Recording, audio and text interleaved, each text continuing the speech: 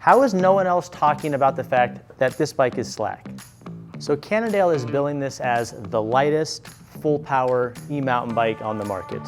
And that's a great story, but let's be clear. This is not an SL e-mountain bike in the same way that you might think of a Heckler SL, a Pivot Shuttle SL, a Levo SL. This is a full power e-mountain bike. It's got a Shimano EP801 with 85 Newton meters of torque. It's got a 600 watt hour battery. This is a full power e-bike the way that you know full power e-bikes. Now, it is light in that category. Coming in, this particular bike is just under 46 pounds. The lightest one they're claiming is 43. So those are light for full power e-mountain bikes, but this is not an SL e-mountain bike like you think about it. But all that SL stuff, that is not the real story with this bike. The real story with this bike is its geometry and how it rides. So about that geo, the number that jumped off the page to me when I first looked at this bike was 62.5-degree head angle. And I don't think I've ever ridden a bike that slack, so I was super curious to figure out how this thing rode. And in digging around on the internet, I'm not sure there is a slacker bike out there other than maybe that crazy Grim Donut thing. Now, before you freak out, it does have a headset cup adjustment where you can flip it and you can get 1.2 degrees of adjustment to bring that up to 63.7, which then completes the picture as a proper trail bike. So you really have some options here. So before we talk about the implications of that geometry and how it actually rides on trail, let's get through the rest of the features of the bike, and then we can dive in more deeply on how the overall bike rides. On the electronic side, we have the Shimano EP801, their most advanced current generation motor. We have a custom 600 watt hour battery that's actually pretty light relative to batteries of that range, made by Darfon, one of the authorized battery manufacturers for Shimano. The EP801 has all the modes you're used to: Eco, Trail, Boost. It has the adjustability through the app, so it's the standard EP801 that's out there on a lot of bikes. As far as the suspension goes, we've got 160mm travel up front, 150 in the rear. It's a pretty typical 4-bar linkage bike, but one interesting note is Cannondale has removed the rear pivot that sits there on the chainstay, and they're using their flex pivot, so that reduces weight, complexity, and maintenance. And the minimal amount of movement that part of the bike has on a 4-bar bike allows them to accommodate the same movement just with the flex of the chainstay. It's a really nice way to reduce weight without causing any other issues. And lastly, the bike comes as a mullet with a 29-inch wheel up front, 27.5 in the back, but there is a flip chip and the ability to run a full 29 front and rear, but out of the box, it's a standard mullet. So those are the features, but now let's talk about the fun stuff. How does this thing handle? So when I first got this bike built up, I needed to go see how that super slack head angle was going to affect the ride. So I went for the steepest trails that I knew around the area, and I wanted to see how much more confidence, how much more speed, how much more control did that super slack front end give me.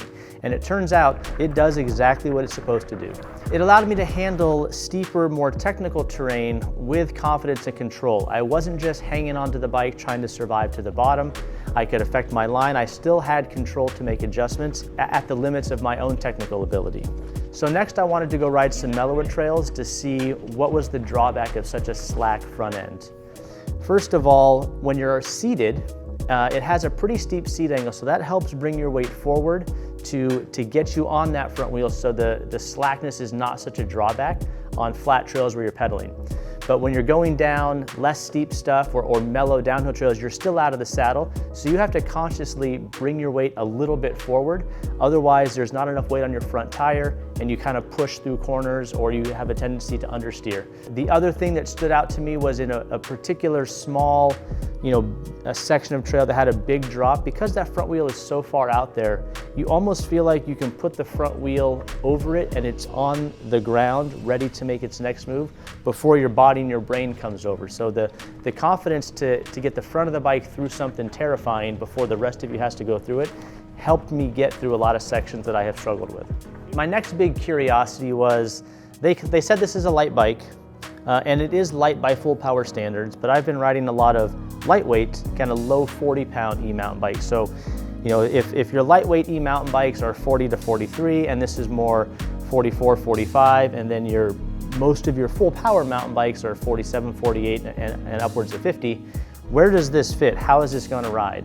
And I was pleasantly surprised that it did not deliver that really stuck to the ground, sled-like feel that a traditional 50-pound e-mountain bike has. I didn't have to make any adjustments to my braking point, whereas normally on a really heavy bike you have to brake earlier because you're flying into something.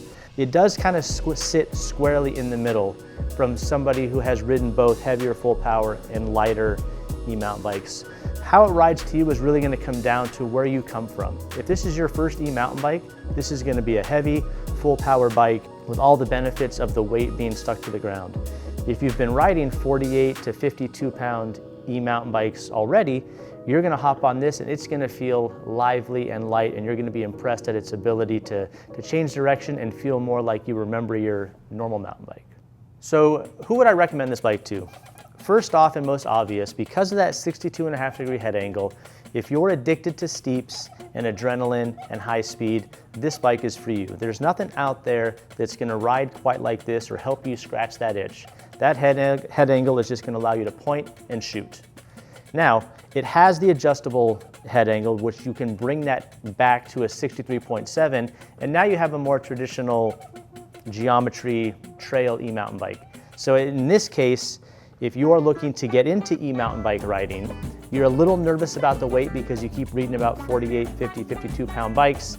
This is going to minimize that and be as close as you can get to a normal riding bike while still giving you all the benefits of full power and full range.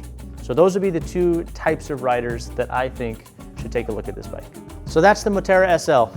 Pretty excited to have this new bike in our lineup. If you have any questions about how the bike rides, I'm happy to address them in the comments below. You can hit us up at mikesbikes.com. You can pop into the store. We're going to have demos. Lots of different ways to reach out to us and get more information about the bike. I hope you like it as much as I did.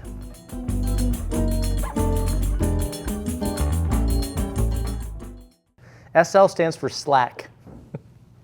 I like that.